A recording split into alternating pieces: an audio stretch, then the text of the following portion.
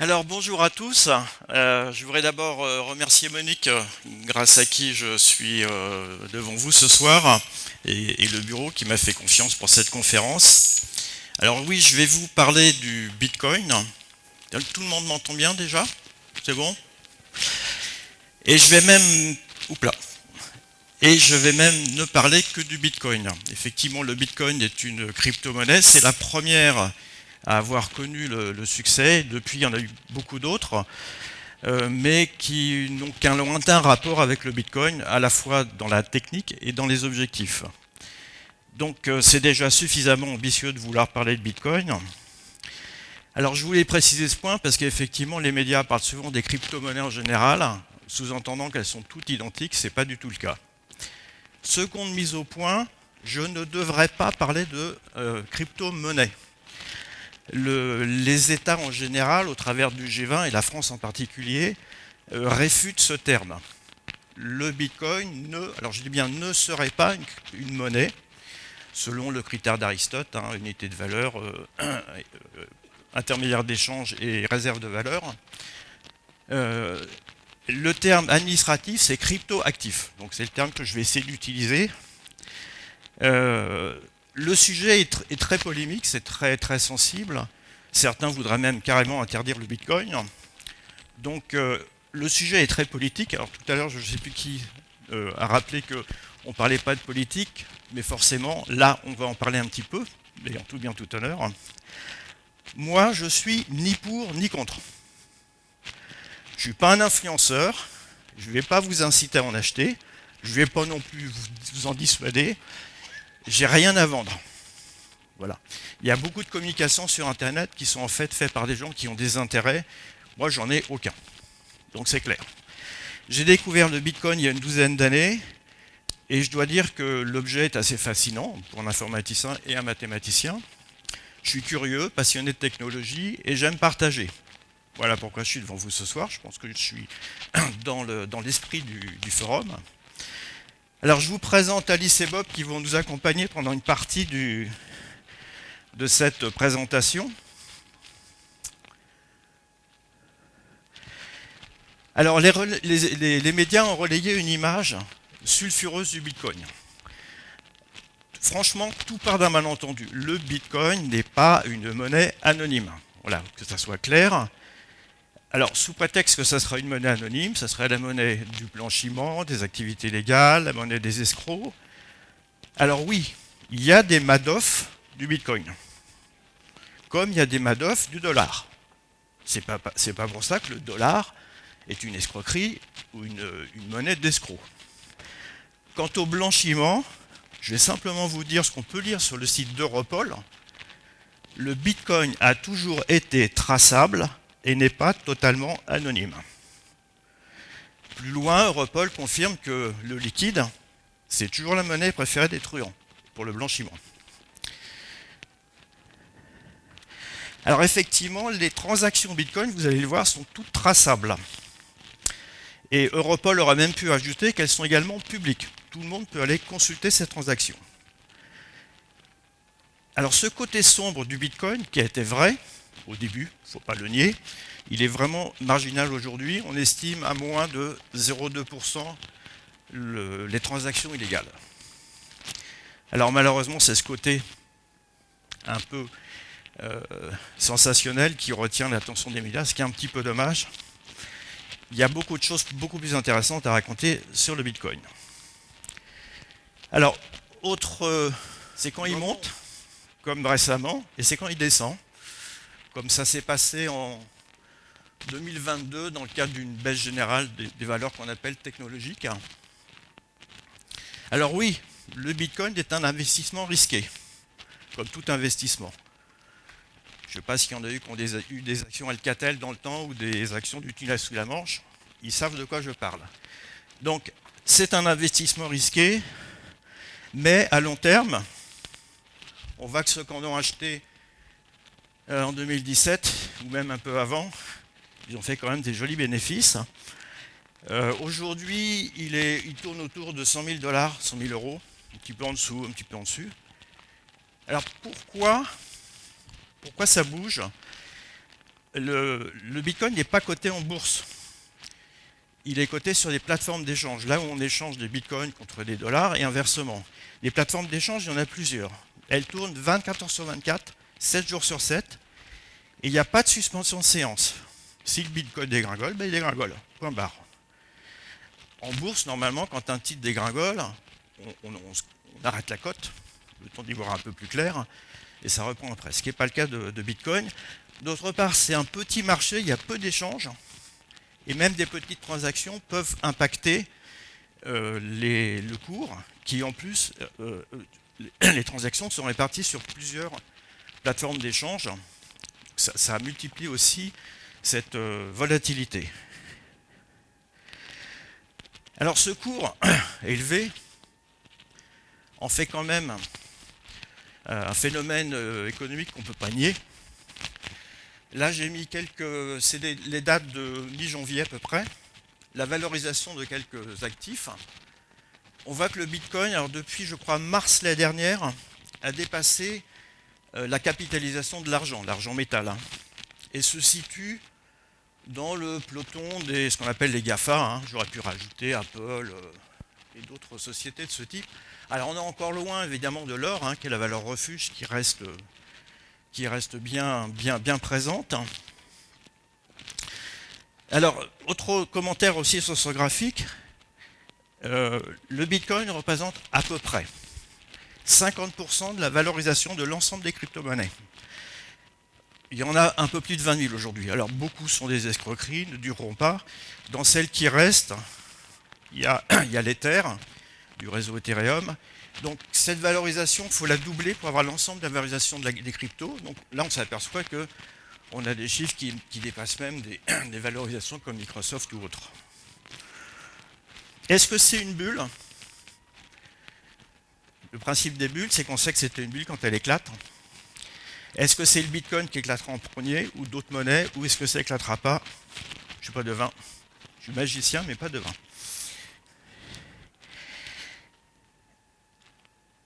Alors, voilà le logo officiel. Pourquoi ça? Parce qu'en fait, il n'y a rien d'officiel dans Bitcoin. Il n'y a pas de société derrière, il n'y a pas d'entreprise, il n'y a pas d'État, il n'y a pas de... C'est une communauté informelle. C'est pas la même chose qu'Internet, mais c'est comme Internet. Il n'y a pas de société derrière Internet. Il y a des acteurs économiques, il y a des prestataires, mais il n'y a pas un PDG d'Internet. Mais pour Bitcoin, c'est pareil. Il n'y a pas de société. C'est même la seule crypto-monnaie qui est partie de zéro. Il n'y a eu aucun investissement, il n'y a pas eu d'appel de fonds. J'en parlais tout à l'heure avec Jean-Louis, c'est presque magique. Le logo, le sigle officiel, c'est XTC, personne n'utilise ça, tout le monde utilise BTC. Et alors l'euro est divisible en centimes, le Bitcoin est divisible en Satoshi. Un Satoshi, c'est 100 millionième, donc 8 chiffres après la virgule. Satoshi, vous verrez tout à l'heure, c'est le prénom supposé du créateur de Bitcoin. Alors, parler du Bitcoin, je m'en suis rendu compte en préparant la conférence, c'est compliqué parce que ça bouge tout le temps. J'ai commencé à travailler sur la conférence, la dernière au mois de septembre, Trump, qui était un adversaire résolu des cryptos, dans un meeting fin août, il a déclaré son amour aux crypto-monnaies. Le Salvador, qui était le seul pays qui avait choisi le Bitcoin comme monnaie légale, y a renoncé en décembre dernier, entre autres sous la pression du FMI. On était sous la loi MiCA, la loi Pacte jusqu'au 31 décembre. On est passé au 1er janvier sur la loi MiCA au niveau européen. Cette loi qui régit tout ce qui est les activités crypto. Et la valorisation qui était à 50 000 $ l'été dernier, elle est à 100 000 $. Donc quand on fait des conférences Bitcoin régulièrement, ce n'est pas mon cas, mais il faut régulièrement actualiser ces présentations. Alors c'est d'autant plus compliqué que si on veut parler de Bitcoin, en théorie, il faut parler monnaie, économie, il faut parler de politique. La monnaie est un instrument politique. il faut parler écologie, ça c'est quelque chose qui est beaucoup moins connu. Et puis il faut parler de technique. Bitcoin, c'est des ordinateurs, des mathématiques, de la cryptographie et des réseaux. Alors, on ne peut pas parler de tout, et j'ai fait un choix osé. J'ai pris le parti pris d'essayer de vous faire comprendre comment ça marche. Sinon, je peux vous parler pendant 1 heure du Bitcoin, mais vous sortirez quand vous êtes rentré. Donc je vais tenter, je vous fais confiance. En plus, ça tombe bien, c'est plutôt mon domaine de compétence. Je ne suis pas économiste, hein.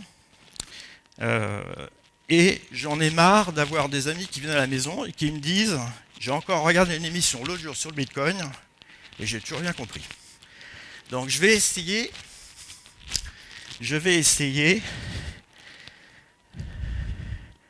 de ne pas tomber dans ce piège.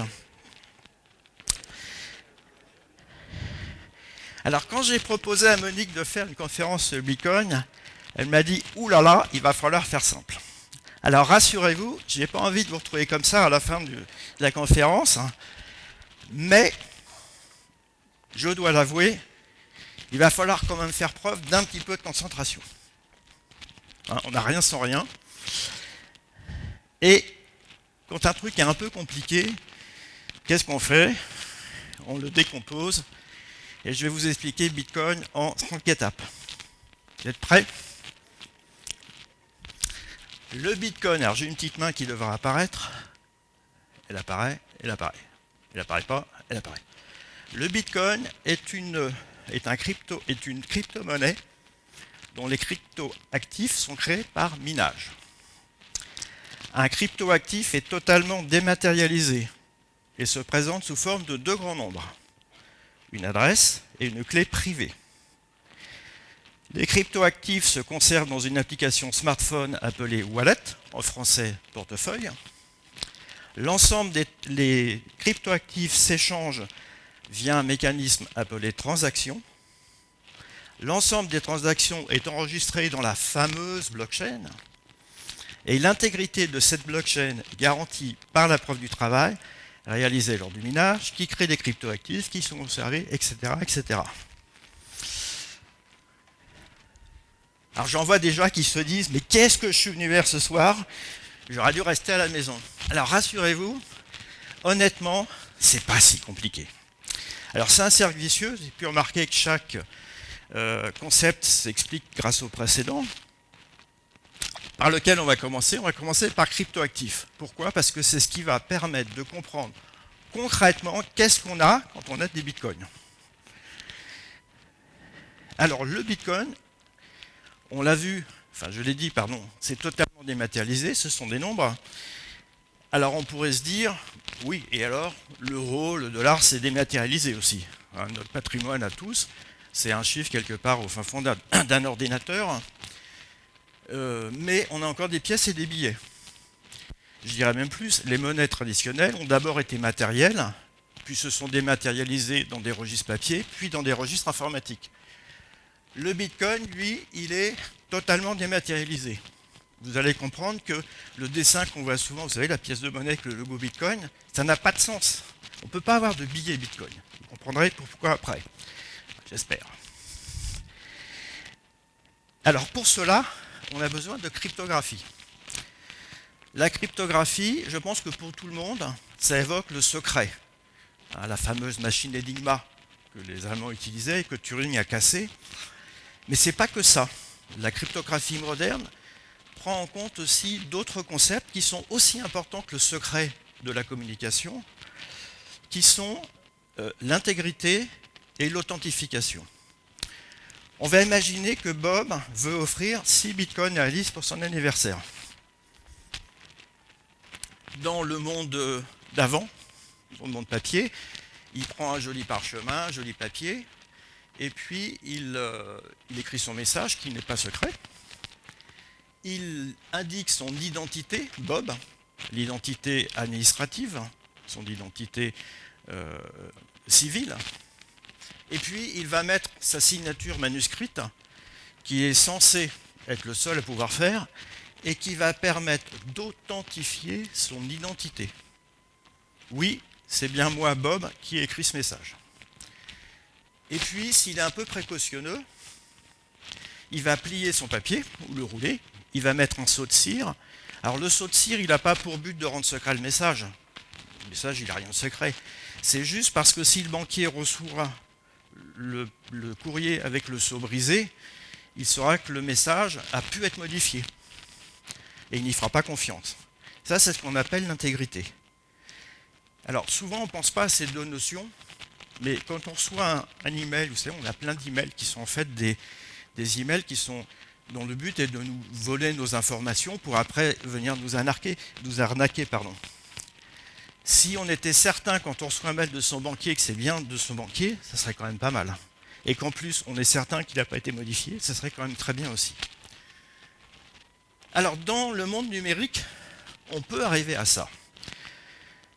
Maintenant, Bob fait la même chose, mais dans le monde moderne, le monde numérique. Donc il jette le papier, il prend son ordinateur, il écrit le même message au banquier, et par contre il s'appelle plus Bob. Il s'appelle 16YM, 8C, 4H, etc. C'est son identité numérique. Alors oui, cette série de caractères tout bizarres là, les informaticiens et les mathématiciens, pour eux, ce sont des nombres. Les mathématiciens, les informaticiens, de temps en temps, ils écrivent des nombres avec des 0 et des 1, ce qu'on appelle le binaire. De temps en temps, ils font comme tout le monde, les nombres de 0 à 9, les chiffres de 0 à 9, pardon. C'est ce qu'on appelle le décimal, et puis parfois, ils rajoutent d'autres symboles. Pour les spécialistes, c'est du base 58 tchèque. Et puis, la signature, elle n'est plus manuscrite non plus, c'est également un chiffre, un nombre, un nombre. Et ce nombre, il a deux particularités. Il va permettre à l'ordinateur du destinataire, en l'occurrence le banquier, de faire deux petits calculs. Le premier, c'est de vérifier que la signature correspond bien à l'identité numérique. Le deuxième petit calcul, il va vérifier que la signature numérique, alors certains appellent signature électronique, j'aime pas bien ce mot-là, c'est des nombres. Hein. Donc le deuxième petit calcul, c'est vérifier que la signature numérique correspond au contenu du message. Alors comment ça marche? Ça marche grâce à un dernier nombre, je vous rassure, il n'y en a plus après. Hein. Ce dernier nombre qui apparaît en bas, je l'ai figuré flouté. Pourquoi? Parce que ce nombre, il doit être gardé secret par Bob, qui ne doit pas le divulguer, parce que c'est avec ce nombre que l'on calcule, alors là c'est son ordinateur à lui quand il va émettre le message, c'est ce nombre qui sert à calculer la signature électronique. Et cette signature électronique, si Bob envoyait un autre message, même différent d'une virgule ou d'un espace, la signature serait différente. Et si deux personnes différentes envoyaient exactement le même message, leurs deux signatures seraient différentes aussi, parce que les deux clés privées qui sont brouillées là seraient différentes. Donc vous voyez que ce nombre qui sert de signature, il a le gros avantage, c'est jamais deux fois le même. On ne peut pas le voler. Et on ne peut pas usurper l'identité, puisque si on n'a pas connaissance de ce nombre secret, on ne peut pas se faire passer pour Bob. Et si Bob envoie un message et que le message arrive modifié par quelqu'un qui aurait remplacé Alice par son nom pour récupérer les bitcoins, le banquier le saura, puisque la signature ne correspondra plus. Intégrité, authentification. Ce concept de deux nombres mathématiquement liés, une identité numérique et une clé privée, ça s'appelle une identité cryptographique. Vous l'utilisez tous les jours sans le savoir. Vous allez sur le site de votre banque, vous avez un petit cadenas. On vous dit toujours vérifier le petit cadenas pour être sûr que vous êtes bien sur le site de la banque. C'est parce que la page qui est venue du fin fond d'Internet, du serveur du banquier, et qui s'est affichée sur votre écran, on est sûr, grâce à la signature électronique, numérique, qu'elle n'a pas été modifiée en cours de route par un pirate, et qu'elle provient bien de votre banque et pas de quelqu'un d'autre. Et ça, c'est votre navigateur qui vous permet d'aller sur Internet qui le fait grâce à cette technologie. C'est la base de tout le fonctionnement sécurisé d'Internet, ce que je vous explique. Ça va même au-delà du Bitcoin. Si vous avez compris ça, vous avez compris ce que c'est qu'un cryptoactif. Quand vous avez des bitcoins, vous avez un ou plusieurs cryptoactifs. L'identité numérique, dans le contexte Bitcoin, ça s'appelle une adresse.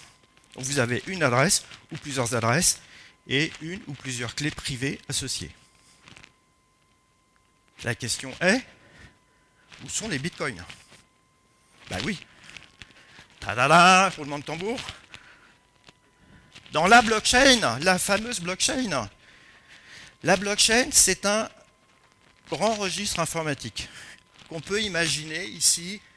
Alors on ne voit pas bien, l'écran est très surex. C'est un classeur avec des anneaux. Blockchain, bloc, c'est les pages, et chain, c'est les anneaux qui retiennent les pages. Ce grand classeur, qui est un grand fichier, il contient une liste d'adresses avec à côté un nombre de bitcoins. On va imaginer que ces trois adresses, elles sont à Bob. Donc Bob possède 3 bitcoins sur la première adresse, 4 sur la deuxième et 1 sur la dernière. Pourquoi il les possède? Parce que c'est lui qui connaît les clés qui sont associées à ces adresses. Il n'y a que lui qui les connaît. Et tout à l'heure, ça va lui permettre de les dépenser. Par exemple, pour en offrir un petit bout à Alice. Dans la blockchain, il n'y a que les adresses. Évidemment, il n'y a pas les clés secrètes, il n'y a pas les clés privées. Ce serait trop simple. Et la blockchain ne connaît pas Bob. Elle ne sait pas que ces 3 adresses appartiennent à Bob. Il n'y a que Bob qui le sait. Ce fichier informatique, pour les spécialistes, à l'heure actuelle, il est à peu près à 800 gigas. C'est pas énorme, ça tient sur des petits disques qu'on achète pour faire les sauvegardes. Il contient toutes les adresses du réseau Bitcoin, enfin du monde Bitcoin. Et ce fichier, il est présent à des milliers d'exemplaires sur autant d'ordinateurs répartis sur la planète. Combien d'ordinateurs? 10 000, 15 000, 20 000, on verra ça tout à l'heure. On ne peut pas donner un chiffre et vous comprendrez pourquoi. Tous les exemplaires de ce fichier, blockchain, ils sont tous identiques. Les bitcoins que Bob possède dans un exemplaire de la blockchain, c'est les mêmes que dans une autre blockchain. C'est les mêmes fichiers à la virgule près. Donc potentiellement indestructible. Il faudrait que tous les ordinateurs soient détruits. Ce qui n'est pas à moins d'une météorite qui tombe sur la Terre ou je ne sais pas. La deuxième chose, c'est que grâce à la cryptographie, on ne peut pas modifier ce qui est déjà écrit dans le fichier. On ne peut pas modifier ce qui est écrit dans une page. Et on ne peut pas arracher une page. On ne peut qu'ajouter des pages à la fin du fichier, à la fin du classeur. Je ne rentre pas dans les détails de la cryptographie qui permet de faire ça. Faites-moi confiance, ça marche. Alors, ces grands chiffres, ces grands nombres, pardon, je vais y arriver. Ces grands nombres sont impossibles à mémoriser. Un code PIN, on y arrive. Un 4 chiffres, on peut y arriver. Là, on ne peut pas. Donc, on va utiliser le grand public. Les professionnels utilisent des applications plus compliquées. Le grand public va simplement utiliser un téléphone sur lequel il va installer ce qu'on appelle un wallet. Wallet, en anglais, c'est portefeuille. Ce portefeuille, il porte très très mal son nom parce qu'il n'y a pas de bitcoin dans le wallet. Il n'y a que les adresses et les clés privées. C'est tout. Par contre, il les mémorise beaucoup mieux que moi. Pour savoir quel est le patrimoine de Bob, ce que fait le wallet de Bob, c'est qu'il va aller fouiller sur Internet dans l'une des nombreuses blockchains qui existent pour savoir combien de bitcoins correspondent les adresses, et il va lui afficher un solde ici, 4 plus 3 plus 1, puisque là tout le monde me suit, ça fait 8 bitcoins, et c'est ce que lui affiche son wallet.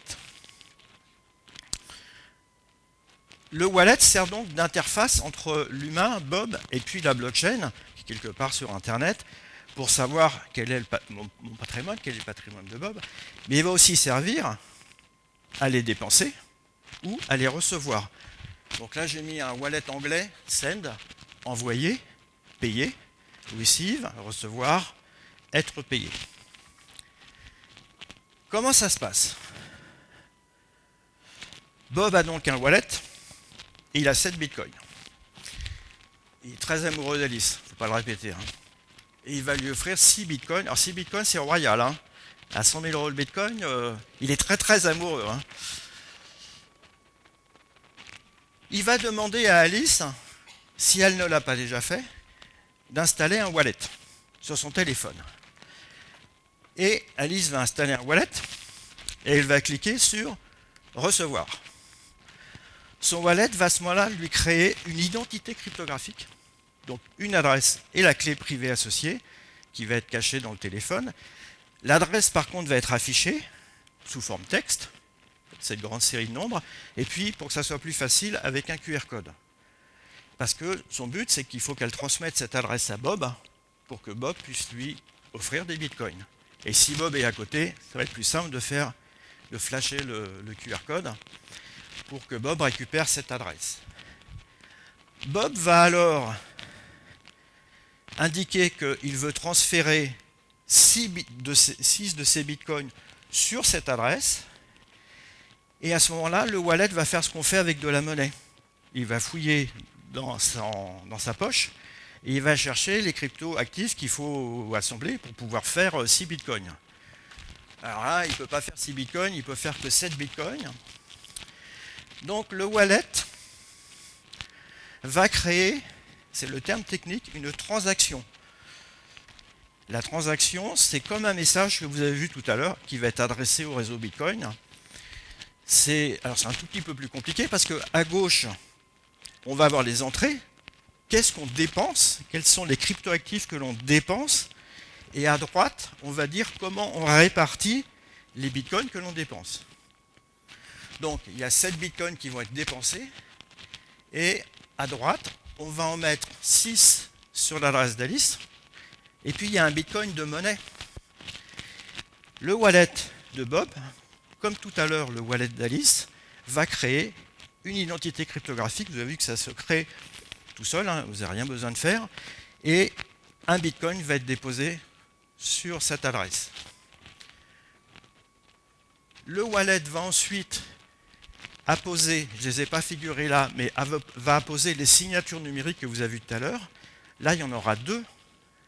Ces 2 signatures vont prouver, une fois que la transaction va partir dans le réseau Bitcoin, va prouver que l'émetteur de cette transaction est bien le possesseur de ces 2 cryptos grâce à l'authentification, grâce à la puissance de la signature numérique qu'on a vu tout à l'heure. Et ça peut être fait parce que Bob a les 2 clés privées correspondant à ces 2 cryptoactifs. Il va ensuite appuyer sur envoyer et la transaction va partir sur Internet et va se retrouver écrite dans toutes les blockchains du monde entier.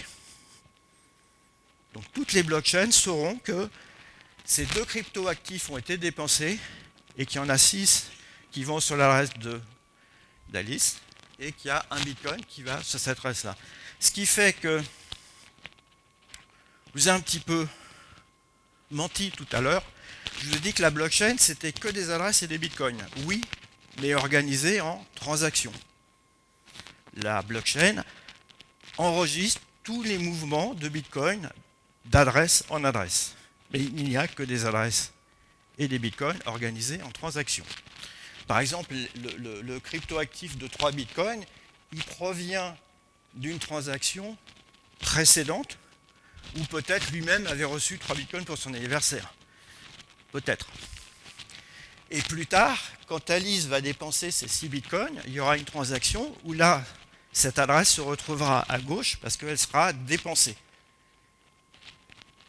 Un cryptoactif se dépense une fois.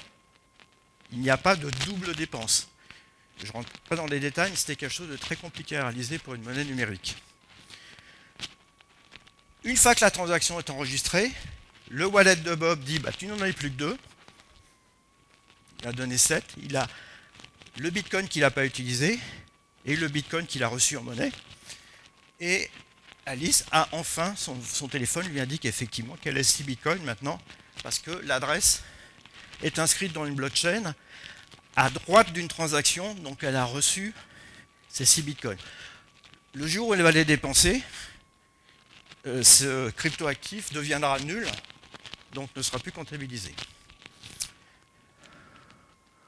C'est pas si compliqué. Attendez, c'est pas fini. Ne pensez pas être sauvé. Qu'est-ce que c'est ce fameux réseau Bitcoin dont je vous parle depuis tout à l'heure? Ce réseau Bitcoin, je vais juste me désaltérer un peu avant de continuer.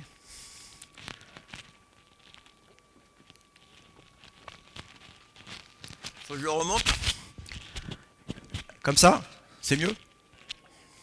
Faut me dire hein, si vous m'entendez plus.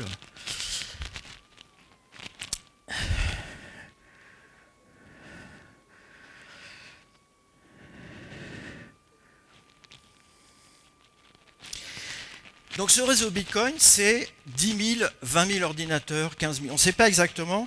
On ne peut pas être précis. Pourquoi? Parce que c'est un réseau très dynamique. En fait, on peut un ordinateur. Alors chaque ordinateur de ce réseau, ça s'appelle un nœud. C'est un terme qu'on utilise en informatique. Ça parle de soi-même. Hein, on voit graphiquement, ça représente un nœud.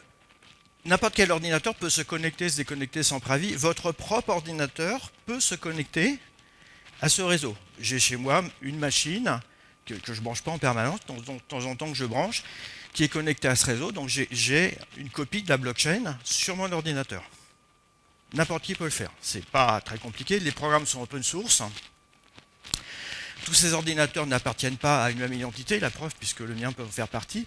Alors évidemment, tout à l'heure, vous verrez, il y a des sociétés qui ont plusieurs nœuds à eux. Et le rôle de ce réseau, c'est d'être le gardien de la blockchain. Ils ont tous un exemplaire de la blockchain, et tous ces exemplaires, je l'ai dit tout à l'heure, sont tous uniques. Ils contiennent toutes les transactions. Le fait que Bob ait offert 6 bitcoins à Alice, c'est sur tous les ordinateurs du réseau. Quand une transaction arrive sur un réseau, quand Bob a fait envoyer, c'est la flèche là, flèche orange qui est en haut, le nœud a vérifié la transaction. Il a vérifié que les bitcoins appartenaient bien à Bob. Alors il ne sait pas que c'est Bob, hein, mais il a vérifié la signature électronique, la signature numérique. Il a vérifié qu'effectivement l'initiateur de cette transaction possédait bien les cryptoactifs qui sont dépensés. Il a vérifié les quantités, qu'il y avait suffisamment de bitcoins. Il fait plein de vérifications et il va envoyer cette transaction à tous les autres ordinateurs du réseau. Et ça c'est un principe très malin qui a été inventé dans les années, probablement fin des années, peut-être début des années 2000, je pense. Le principe de la rumeur. Tous les ordinateurs ne sont pas connectés les uns avec les autres. Chaque nœud, il est connecté, alors dans le cas de Bitcoin, je crois, c'est 8 ordinateurs autour de lui. Il va transmettre cette transaction aux 8 ordinateurs qui sont autour de lui. Ces 8 ordinateurs, à leur tour, vont transmettre à 8 autres, etc. etc. Comme la rumeur. Hein, dans Rambouillet, si je dis quelque chose à mes voisins, ils vont le répéter. Et en très peu de temps, alors sur Internet, ça prend beaucoup plus vite ça va plus vite qu'à Rambouillet. En quelques secondes, l'intégralité des nœuds du réseau auront cette transaction. Est-ce qu'ils vont l'ajouter directement dans la blockchain? Normalement, vous devriez dire non. Parce que les transactions, elles arrivent en ordre dispersé sur les nœuds. Il n'y a pas que Bob qui envoie des transactions, tout le monde en envoie. Donc ça n'arrive pas dans le même ordre sur les nœuds. Si les nœuds écrivaient directement, les blockchains seraient plus identiques. Donc, là, il y a 3-4 minutes difficiles à passer. Prenez le temps de respirer. Après, ça ira mieux. Après, on va retomber dans des trucs un peu plus grand public. Ça va être plus simple. Certains nœuds, mais pas tous, vont garder toutes les transactions qu'ils voient passer dans une liste d'attente. Et ils vont fabriquer une page. Donc j'image toujours ça avec un classeur parce que c'est très imagé, mais c'est exactement la même chose en informatique. Hein. Le fichier blockchain, on pourrait imaginer que c'est un fichier Word avec des pages et qu'à un moment donné, on va rajouter une page à ce fichier. Donc il fabrique une page. Je suis désolé, c'est très surexposé, mais je pense que vous distinguez les petites lignes qui sont des transactions. Hein. Et l'idée de blockchain,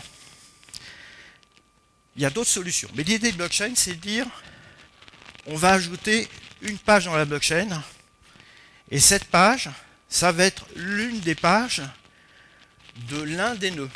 Parce qu'évidemment, toutes ces pages sont aussi différentes.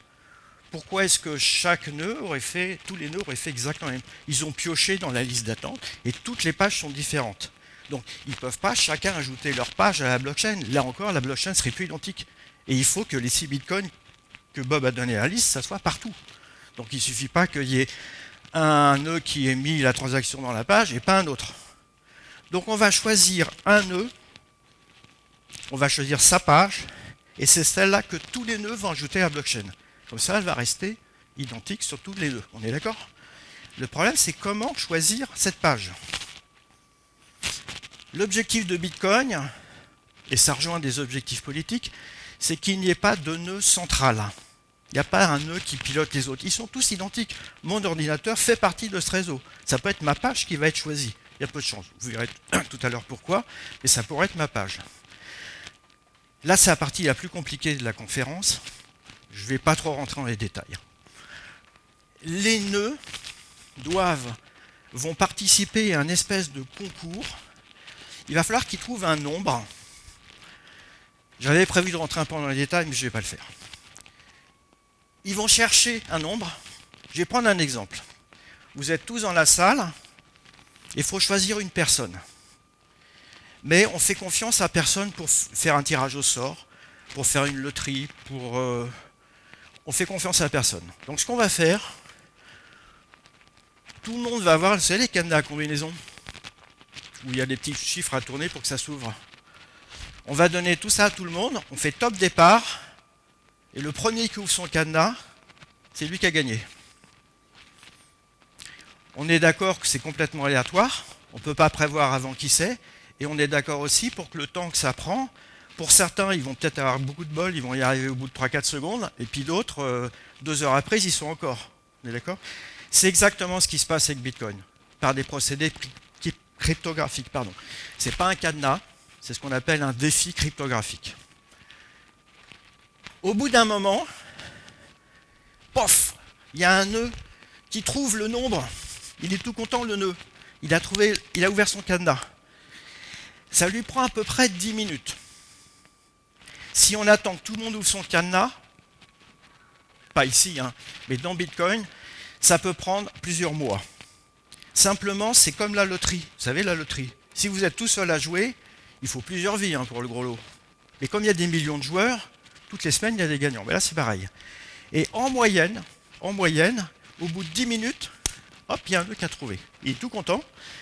Il envoie son bloc avec le nombre qu'il a trouvé à tous les autres nœuds. Hop, je remonte. Par le rumeur, vous vous rappelez de la rumeur, donc il transmet aussi aux 8 nœuds, qui transmettent, etc. Tous les nœuds regardent, disent ah bah ouais, il a trouvé, le cadenas est ouvert. Ils jettent leur page sur laquelle ils avaient travaillé et ils prennent la page qu'ils ont reçue. Donc conclusion, la blockchain s'est enrichie d'une page et cette page, elle est identique sur toutes les blockchains, donc la blockchain reste identique. Et c'est reparti pour un tour. 10 minutes après, en moyenne, il y aura une autre page qui va être ajoutée, etc., etc., etc. La transaction, Bob donne 6 bitcoins à Alice, elle est enregistrée dans comme on dit, gravée dans le marbre. C'est pour ça qu'une autre image qu'on peut avoir de la blockchain, c'est des blocs sur lesquels on a gravé des transactions. Je vous ai dit tout à l'heure, la blockchain, on ne peut pas modifier ce qui est écrit, on ne peut pas modifier ce qui est gravé dans le marbre. Je vais passer rapidement sur l'explication de la chaîne. Les blocs sont chaînés aussi par un dispositif cryptographique. Je ne vais pas rentrer dans les détails, mais on ne peut pas retirer une page, on ne peut pas retirer un bloc. Tout ce qui est enregistré en blockchain l'est à vie. Donc, Bob n'a plus ses 6 bitcoins. Par contre, Alice a ses 6 bitcoins tant qu'elle ne les aura pas dépensés dans une transaction qui aura été enregistrée dans la blockchain. Vous pouvez commencer à respirer. Ça va se simplifier.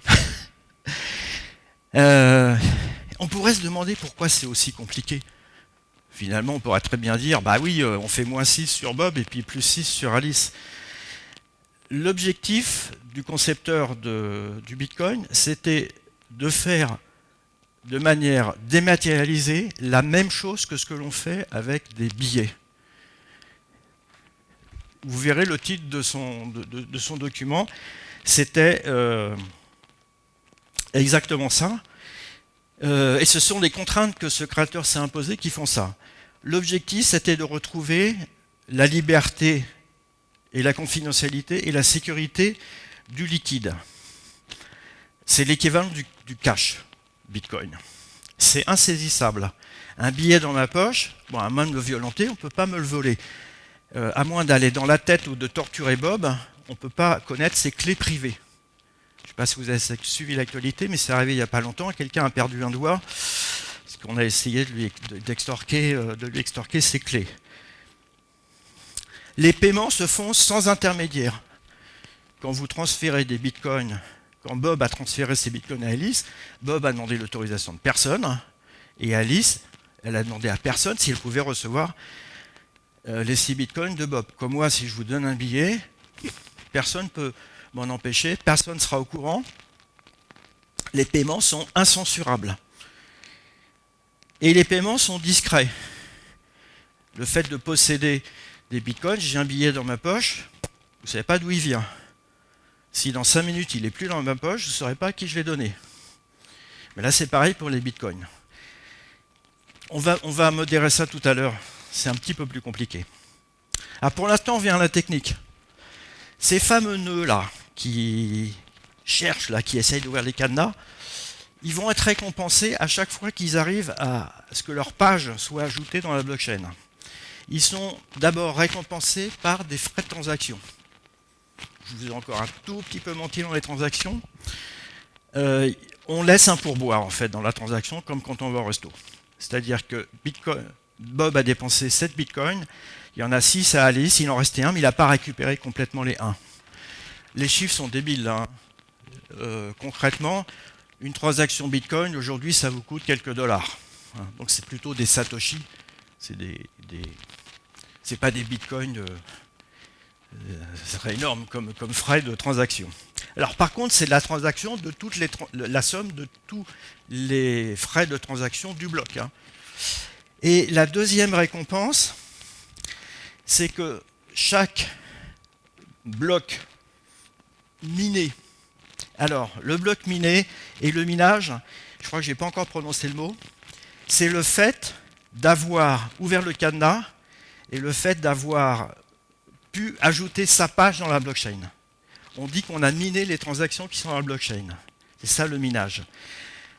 Et vous allez comprendre pourquoi ça s'appelle le minage. Le minage, ça fait référence à miner, les chercheurs d'or, les mineurs. Et pourquoi? Parce qu'en fait, c'est par cet intermédiaire que les bitcoins sont créés. Peut-être si vous n'êtes encore pas totalement endormi, vous êtes dit, les transactions, ça prend des bitcoins d'un côté à gauche à l'entrée, et puis ça les répartit à droite. Mais ils viennent d'où? Ils sont apparus où? Mais ils apparaissent là.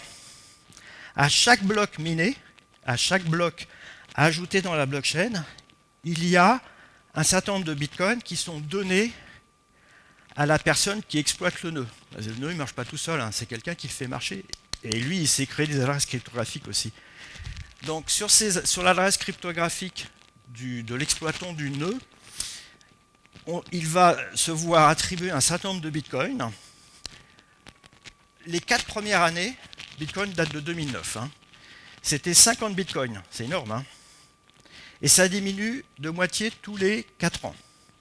Aujourd'hui, depuis mars l'année dernière, je crois, on est en 2025, on est à 3 bitcoins, 125 000 satoshi. Et en 2140, ça sera terminé, ça sera à 0. C'est une progression géométrique de raison 2. Aujourd'hui, on en est à 19 900 000 à peu près bitcoins. Et en 2140, on arrivera à 21 millions. Il n'y en aura pas un de plus de créé. Rendez-vous compte que toutes les 10 minutes, aujourd'hui, il y a quelqu'un qui gagne plus de 3 bitcoins. Parce qu'à ça, il faut ajouter les frais de transaction. Le bitcoin à 100 000 euros, 300 000 euros. En 1 heure, il y a 2 millions qui sont distribués. 24 fois plus, je ne sais pas le faire de tête en une journée, vous voyez que ça représente de l'argent. Et vous allez comprendre pourquoi, tout à l'heure, il y a beaucoup de dépenses d'énergie.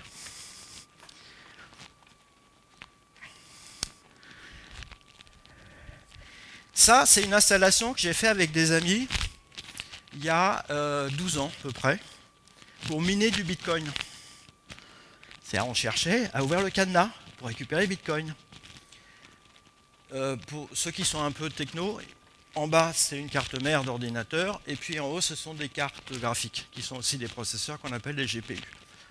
On a miné quelques bitcoins pendant 1 an, et puis au bout d'un moment, on a arrêté. Parce qu'on ne pouvait plus en miner, on n'arrivait plus à ouvrir les cadenas. Parce que, c'est encore un truc que je ne vous ai pas expliqué, mais ça devient de plus en plus compliqué, pour des raisons X ou Y.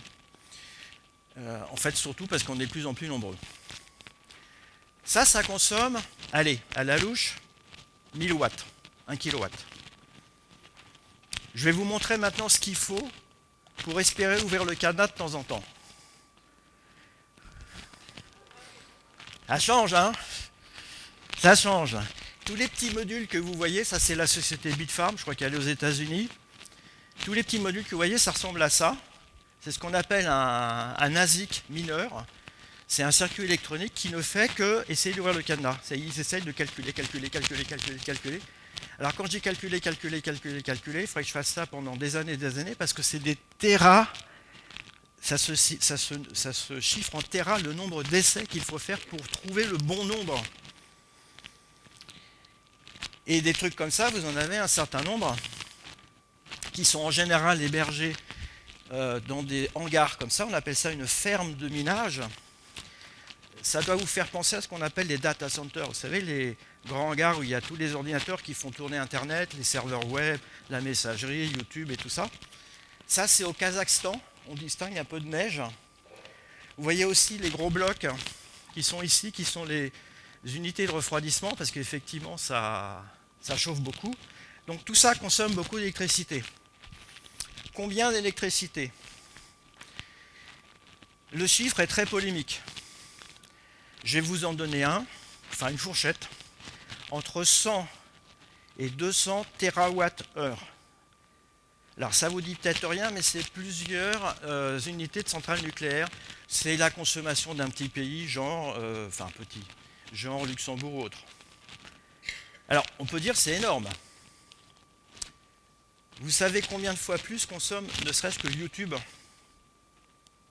Entre 4 et 5 fois plus. Les chiffres qu'on trouve sur Internet, c'est de l'ordre de 800 TWh. Tout notre monde numérique consomme énormément d'électricité. Alors par contre, il y a un tas de gens qui se disent « mais c'est débile, tout ça pour compter des bitcoins ». Alors, oui, ça peut être débile, mais ça crée aussi une monnaie. On va voir tout à l'heure les implications politiques qu'a le bitcoin. Oui, c'est beaucoup d'énergie. Je ne peux pas rentrer dans les détails, mais il y a beaucoup de littérature qui explique que cette consommation d'énergie, elle est à la base de la sécurité du réseau Internet. Alors c'est des raisonnements qui ne sont pas faciles forcément à comprendre ni à expliquer. Les défenseurs du Bitcoin disent « oui, mais une grosse partie de l'énergie, c'est de l'énergie verte ». Ce à quoi les anti-Bitcoin disent « oui, mais toute énergie consommée pour ce truc-là, c'est n'importe quoi ». Et même des gens qui étaient... par exemple, vous avez quelqu'un comme Jean-Paul Delahaye, qui est un mathématicien qui opère à l'université de Lille, je crois, qui était un des premiers défenseurs de Bitcoin et un des premiers à avoir vulgarisé le Bitcoin en France dans les années 2010. Il est aujourd'hui farouchement opposé au Bitcoin à cause de cette consommation d'électricité.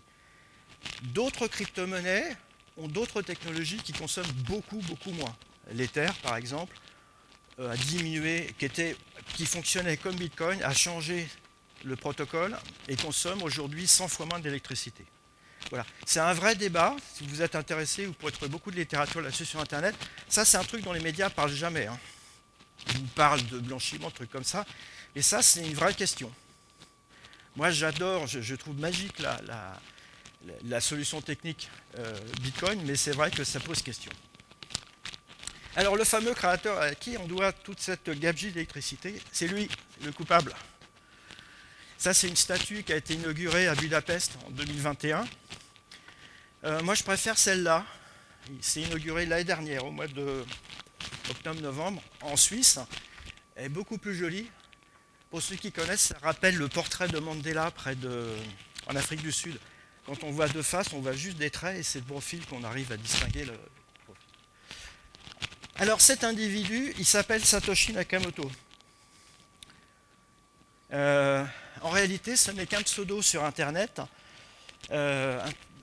sur un forum dans les années 2000 qui traite de cryptographie. Son profil disait que c'était un japonais de 37 ans. Mon œil. Satoshi Nakamoto, pour vous donner un exemple, c'est Michel Dupont ou Jean Durand en japonais. Donc autant dire que c'est un patronyme extrêmement répandu. Donc c'est forcément pas un japonais. En plus, la qualité de son anglais dans les hop, faut remonter. Faut me dire, hein, vous m'entendez plus. Voilà. Non, n'hésitez pas, vous faites comme ça. Hein. Oui, la qualité de son anglais laisse présager que c'était pas du tout un japonais. Est-ce que c'est un homme? Est-ce que c'était, même, on ne sait pas s'il est encore vivant, est-ce que c'était une femme? Est-ce que c'était un groupe? Il y en a même qui ont dit que ça aurait pu être la CIA, pour vous dire. Certains ont prétendu être Nakamoto, un certain précis, je vais dire, Bitcoin, c'est moi. D'autres en ont été accusés, mais non, c'est pas moi. Et puis, moi je pense qu'on ne saura jamais, et même si un jour on sait, on ne sera jamais vraiment certain. Enfin, c'est mon avis. En 2008, Satoshi Nakamoto publie un livre blanc. Un livre blanc, c'est un document que vous produisez sur Internet et tout le monde peut le lire. Je vous l'ai mis. Alors, c'est pas pour que vous puissiez le lire, hein, parce qu'il est illisible. C'est juste pour que si vous comptez le nombre de pages, il y a 9 pages. Et encore, la dernière, c'est des références. Donc, c'est très petit. Pourquoi? Parce qu'en fait, Satoshi Nakamoto, il n'a rien inventé, entre guillemets. C'est génial ce qu'il a fait. Il a assemblé un certain nombre de techniques, mais de manière très très astucieuse. La signature électronique, ça existait avant lui. Le coup du cadenas, ça existait avant lui. C'est ce qu'on appelle la preuve de travail. Voilà, tout existait, mais il a assemblé tout ça de manière très très astucieuse. Et il a appelé ça Peer-to-Peer Electronic Cash System. Et cash, c'est du liquide. D'accord? Et puis, électronique, ça fait référence à l'informatique. Donc, c'est un système de liquide informatique, en fait, qui marche par l'informatique. Alors, ça, le document est d'autant plus court que vous allez voir tout à l'heure qu'il y glisse quand même quelques tacles au système financier mondial, et vous verrez que ça se précise encore par la suite. Le 3 janvier 2009, c'est la date du lancement du réseau Bitcoin. Nakamoto crée le premier nœud du réseau que vous avez vu tout à l'heure. 3 janvier 2009, c'est-à-dire que ça fait 15 ans. Il y a beaucoup de gens, quand je discute avec eux, ils disent « Ah, ça fait 15 ans que ça existe ?» Oui, ça fait 15 ans que ça existe. Ça fait beaucoup moins de temps. Honnêtement, je ne sais pas depuis quand vous avez entendu parler du Bitcoin. 2017, 2016, 2017. C'est quand il a commencé à prendre un peu de la valeur. D'autres personnes avec lesquelles il était en contact sur ce forum commencent à créer d'autres nœuds. Et 2 ans après, il y a des gens qui s'amusent à acheter des bitcoins pour quelques dollars. Il y a une première plateforme d'échange où on peut acheter des bitcoins et les vendre, qui s'appelle Moongox, qui est créée. C'est la première plateforme d'échange qui est créée. Et quelques mois après, donc un peu plus de 2 ans après, Nakamoto disparaît. Il fait un dernier message, il dit « Ciao les mecs, je me barre, je vous laisse le projet, je m'en occupe plus, j'ai d'autres trucs à faire ». Il laisse tous les codes d'accès au logiciel et tout ça à ceux qui étaient présents avec lui au début. Et depuis, peu de nouvelles. Tous les bitcoins dont on sait qu'ils lui appartiennent dans la blockchain parce qu'il les a minés, les premiers blocs, c'est lui qui les a minés, sont dans la blockchain. Je crois qu'il n'y en a pas loin d'1 million. Ils n'ont pas bougé. C'est-à-dire qu'ils ont été créés, ils sont à droite dans les transactions, puis ils n'ont jamais été à gauche. Ils n'ont jamais été dépensés. Est-ce qu'ils seront un jour? Oui? Non? Est-ce qu'il est mort? On ne sait pas. Et 5 ans après, le Bitcoin atteignait 1000 $ sur les plateformes d'échange. Vous voyez que ça a quand même pris du temps. Et je disais tout à l'heure avec Jean-Louis, là, c'est la seule monnaie qui n'a pas été créé avec ce qu'on appelle des appels de fonds ou des business angels ou quoi que ce soit. Il n'y a pas eu de mise de fonds au départ. Il y a quelqu'un qui a installé un nœud. J'aurais pu être Nakamoto avec mon nœud chez moi là. Hein. Et puis vous auriez pu être les premiers autres possesseurs de nœuds. Et puis au bout d'un moment, bah, ça fait le jeu. Sauf que vous avez vu maintenant pour pouvoir miner l'installation qu'il faut. Hein, on ne fait plus ça dans sa cuisine. Hein. Alors je vous l'ai dit, le livre blanc contient un certain nombre de tacles de la finance traditionnelle. Et on le sait d'autant plus que Nakamoto était quand même sensible. C'est bon, vous m'entendez toujours? C'est mieux comme ça. Était toujours sensible en 2009, on est en pleine crise de subprime. La crise de subprime, c'est 2007. À gauche, vous avez la une du Time, le jour du lancement du réseau Bitcoin. La manchette, je vous la traduis pour ceux qui ne connaissent pas l'anglais. Le ministre des Finances, en l'occurrence britannique, s'apprête à renflouer les banques pour la seconde fois. Effectivement, beaucoup de banques prises dans la tourmente des subprimes ont été renflouées, avec notre argent, hein, faut quand même le dire.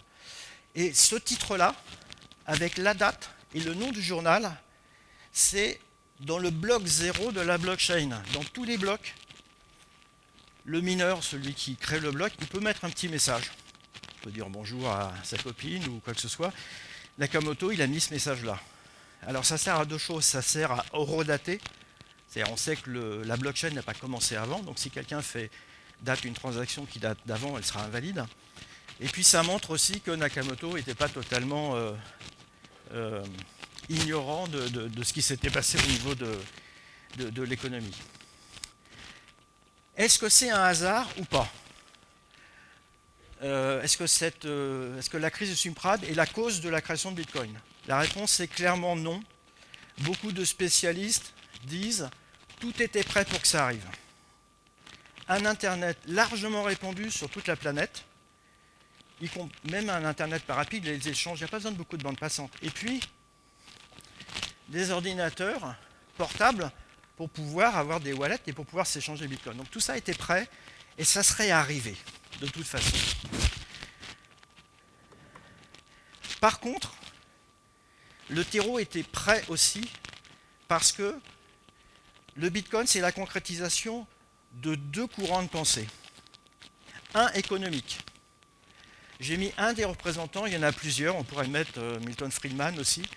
Le plus cité quand on parle de Bitcoin, c'est Friedrich Hayek, prix Nobel d'économie en 1974, autrichien et britannique, je crois qu'il avait les deux nationalités.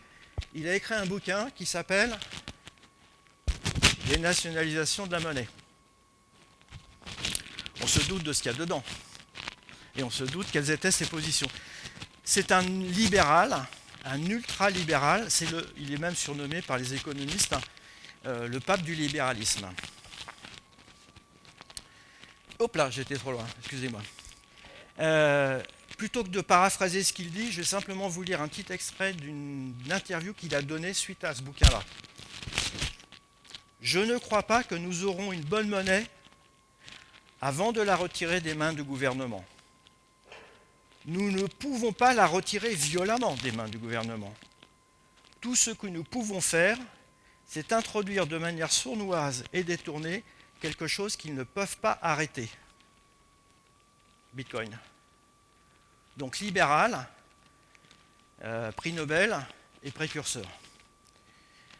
Il y a d'autres prix Nobel qui ne sont pas du tout sur ce terrain-là. Vous avez par exemple Stiglitz, prix Nobel 2001, il a déclaré en 2014, je crois qu'il faudrait arrêter Bitcoin. Donc vous voyez, ils ne sont pas tous d'accord. Le deuxième courant de pensée, c'est un courant qui provient de la technologie. Là, vous avez trois figures emblématiques de ce qu'on appelle les cypherpunks. Les cypherpunks, alors pour ceux qui connaissent l'anglais, cypher, c'est le chiffrage en cryptographie. Les cypherpunks, c'est un courant de pensée qui est apparu fin des années 80, début des années 90. Friedrich Hayek, c'est années 70. Nakamoto, on ne sait pas trop s'il connaissait Friedrich Hayek, mais il connaissait ces gens-là. Je vous les présente. Timothy May, quatrième ou cinquième, je ne sais plus, ingénieur Intel. Donc Intel, je pense que ça cause à tout le monde. Il a résolu notamment un problème très complexe qui était l'influence des particules alpha qui gênait la miniaturisation des circuits. John Gilmore, pareil, c'était aussi le troisième ou quatrième ingénieur de Sun System dans les années 80. Certains d'entre vous se souviennent peut-être de cette société informatique. Donc c'est des, comme on dit vulgairement, ce sont des tronches. Et Eric Hughes, qui est un mathématicien et un informaticien très, très fort aussi. Et là encore, plutôt que de paraphraser leur texte, je vais vous lire juste quelques petits extraits de leur pensée. On y trouve là-dedans, là, c'est compliqué de parler de ces gens-là parce qu'il y a de tout. Il y a des crypto-anarchistes, il y a des libertariens, il y a des anarcho-capitalistes, il y a des... Enfin, c'est des gens qui ont des idées qui sont à la croisée des chemins entre la politique et la technologie, dont la cryptographie. Vous allez voir. Ça, c'est Eric Hughes qui parle. Dans l'ère électronique où nous vivons, le droit à une vie privée est un élément essentiel d'une société libre et ouverte. Et il donne deux exemples. Lorsque j'achète un magazine et donne mes pièces au kiosquier, il n'a pas à savoir qui je suis. Lorsque j'envoie ou que je reçois un email, mon provider, donc Free, Orange, tout ça, n'a pas à savoir qui je suis, qui est mon correspondant et les propos qu'on échange. Nous ne pouvons pas attendre des gouvernements, des entreprises ou des organisations de nous accorder le droit à la vie privée du fait de leur simple bienveillance. Et là, on reboucle avec Bitcoin. Nous, Cypherpunk, défendons notre droit à la vie privée avec la cryptographie. Des systèmes de messagerie anonyme, ça c'est pas Bitcoin, des signatures numériques, on s'en rapproche, et de l'argent électronique. On est dans Bitcoin. En faisant ça, ils s'inscrivent totalement dans un mouvement de désobéissance technologique. La cryptographie, à l'époque, était interdite. Elle est toujours partiellement interdite aujourd'hui. Peu de gens le savent. Le dirigeant de Telegram qui a été arrêté en France a été arrêté sur la base des lois qui réglementent la cryptographie. Elle s'est largement libérée. Il s'est décroché, c'est ça? Hop là, avec les lunettes, c'est pas pratique. Hop là, c'est reparti. Ah bah voilà, même moi je m'entends.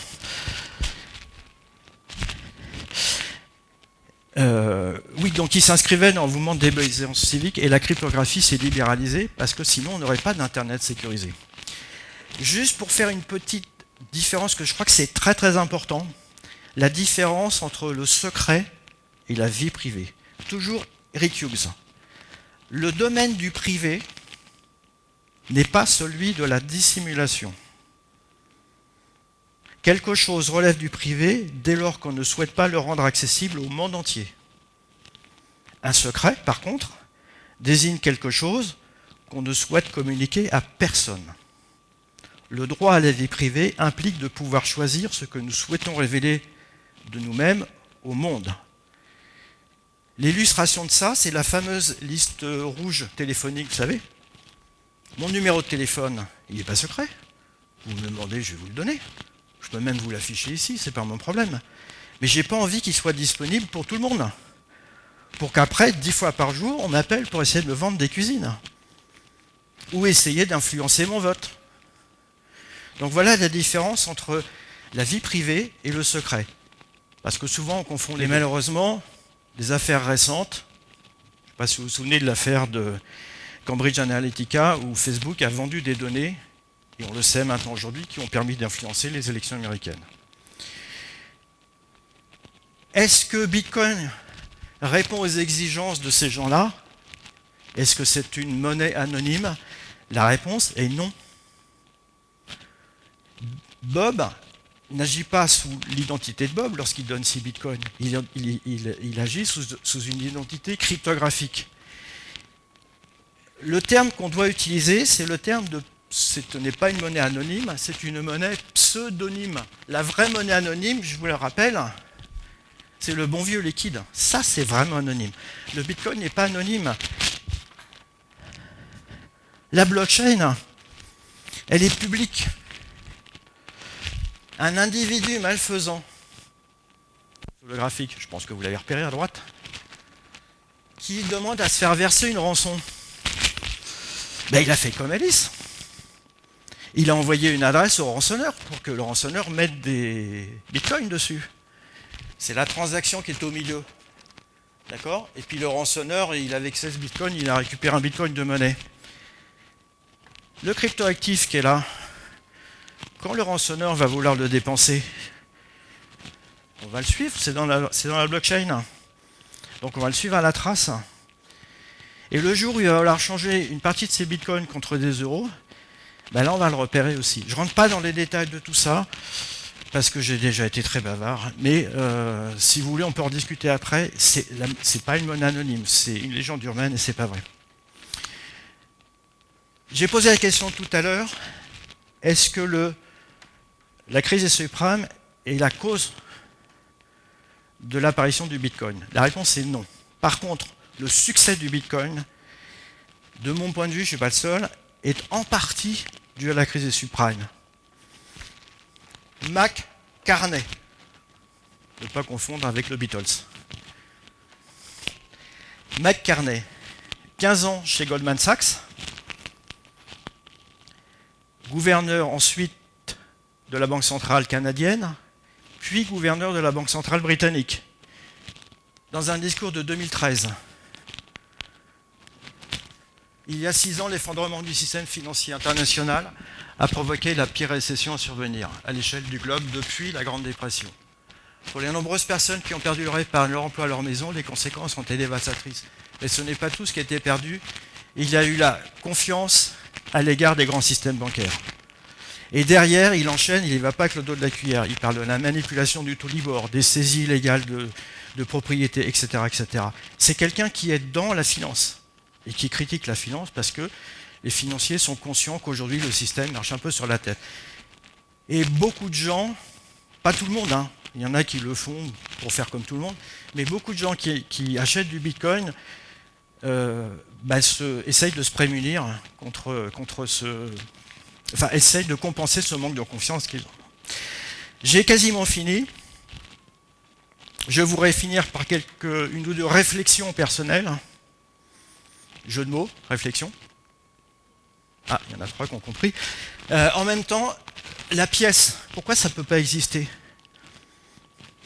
Parce que posséder des bitcoins, vous avez compris que c'est posséder une information. En fait, 2 informations. Une adresse et une clé privée.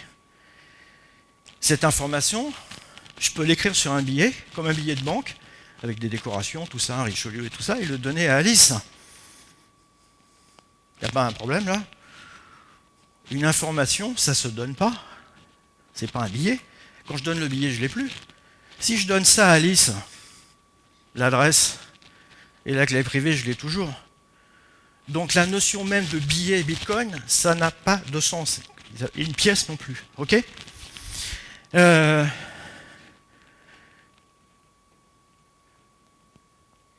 Juste pour finir, franchement, je pense que Nakamoto, même dans ses rêves les plus fous, il n'aurait jamais imaginé où en arriverait son invention.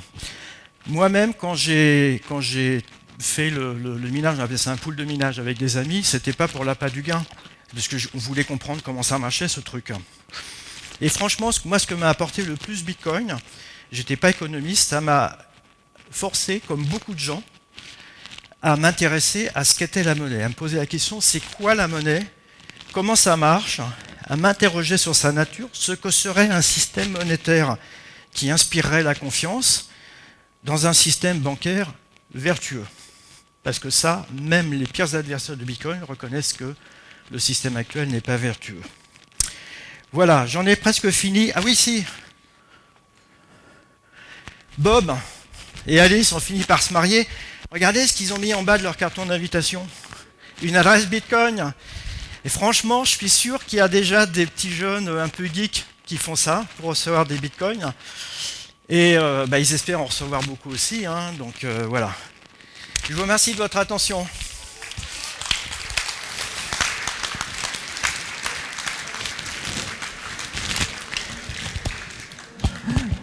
Bravo, oui, merci Patrice.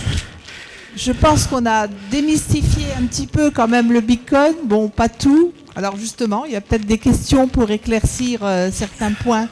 Il y a des questions. Tu peux emmener le micro peut-être.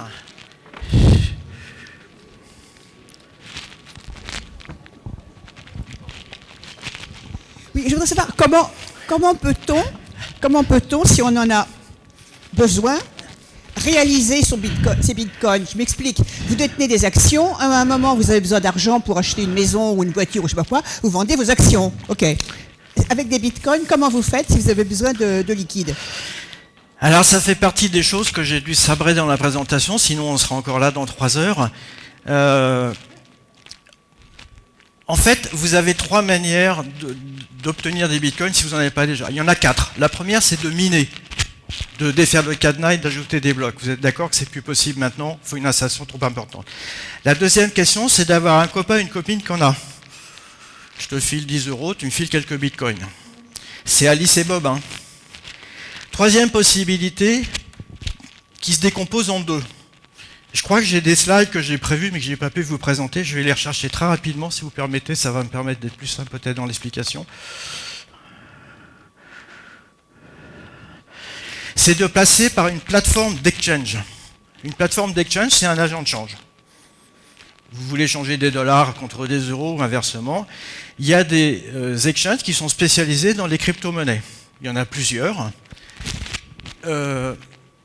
La normalisation aujourd'hui, la pression politique fait qu'ils doivent tous, pour opérer en France, rien ne vous empêche d'aller sur des plateformes qui ne sont pas agréées en France, mais les plateformes qui ont le droit d'opérer en France sont agréées CASP, donc cryptographie, je ne sais plus, enfin bref, c'est la loi MiCA.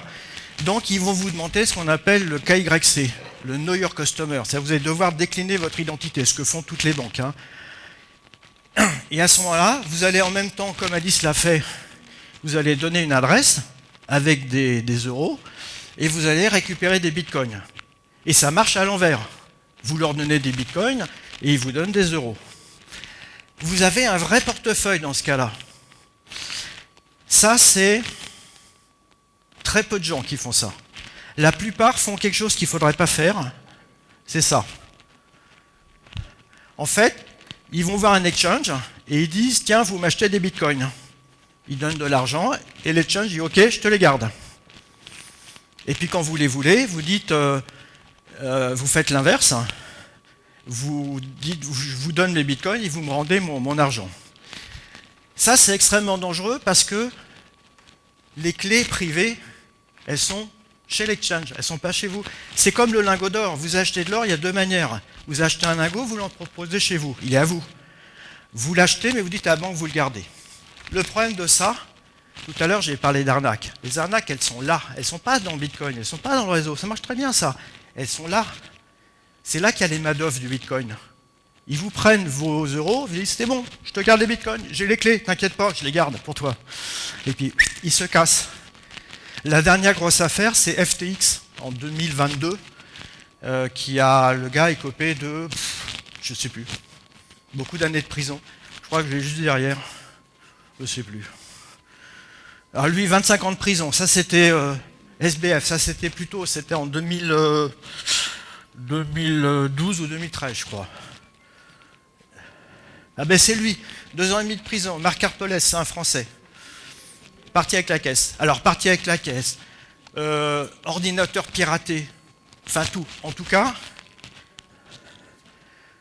il y a un adage qui dit en Bitcoin, not your keys, not your Bitcoin. Enfin, not your coin. Ce ne sont pas vos clés, ce ne sont pas vos Bitcoins. Est-ce que ça répond? Ok. Il était long, mais je suis désolé. D'autres questions? Il y avait une question là, je crois. C'est plus près. Ah ben c'est bon, c'était la même question. J'ai fait d'une pierre deux coups, comme la signature électronique. Intégrité, authentification. Oui, vous avez parlé de la capitalisation en milliards de dollars. Donc le Bitcoin était à 1830. Est-ce que c'est invariable ou c'est... Ah ben non, ça dépend de la cotation du Bitcoin. Là, c'est pour un Bitcoin à 100 000 euros.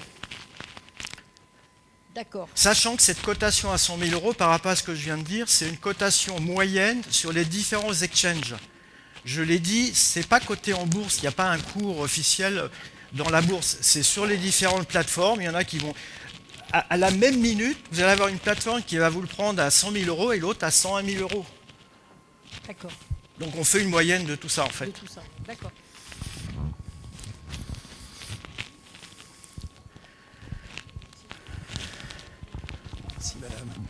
Oui, qui est-ce qui gère les énormes data centers et qui c'est qui les investit? Qui investit dans les énormes data centers et qui les gère? Les fameuses fermes de minage, là c'est ça que je vous ai montré? Alors ce sont des investisseurs qui achètent du matériel et qui achètent de l'électricité et qui se rémunèrent avec les bitcoins qu'ils fabriquent, donc qui sont minés, qui leur sont donnés pour chaque bloc ajouté. Après, si la question c'est qui pilote tout ça au niveau du logiciel et tout ça, il y a à peu près une vingtaine de personnes qui président au code informatique, qui gèrent tout ça. Donc voilà, donc il y a d'une part des gens qui sont côté technique, qui font fonctionner tout ça, qui le font évoluer, qui surveillent le réseau. Et puis après, il y a des investisseurs qui achètent des machines pour essayer de récolter à la fois les frais de transaction et puis la récompense des bitcoins qui sont accordés à chaque bloc. Alors, d'abord, bravo pour votre exposé, parce que c'est vraiment pas quelque chose de facile. Si j'ai bien compris, en 2140, on ne pourra plus fabriquer de bitcoin. Exactement. Est-ce que j'ai bien compris? Vous avez bien compris. Est-ce On ne fera qu'échanger les bitcoins qui sont en circulation. Alors, est-ce que ça s'explique par une capacité, je ne sais pas si le quantique a quelque chose à voir avec ça, qui veut dire que nos machines seront plus capables de fabriquer? Non. Non, ça s'explique comment? C'est un choix de conception. C'est un choix de conception qui reprend une théorie économique qui est que, poussée à l'extrême, par exemple, la théorie de Milton, c'est que la création monétaire fait de l'inflation. La masse monétaire en euros, elle a doublé en 10 ans. Donc forcément, il n'y a pas que ça qui joue dans l'inflation, mais ça joue forcément. Là, Nakamoto a voulu faire une monnaie qui est à la limite déflationniste, puisque ça va être une denrée rare. Et c'est pire que ça, j'en parlais tout à l'heure avec quelqu'un, il n'y aura pas 21 millions en circulation. Parce qu'il y a plein de gens qui ont paumé les clés. Donc ils sont figés dans la blockchain, ils ne pourront plus être dépensés. Vous avez tout compris. Grosse responsabilité. Bob, il n'a pas intérêt à se tromper de copine, parce que s'il envoie Eve au lieu d'Alice, c'est foutu. Vous avez tout compris. En tout cas, vous m'avez remercié. Moi, je vous remercie pour votre attention. Je regardais dans vos visages. Bon, il y en a un ou deux qui s'est un peu endormi, mais dans l'ensemble,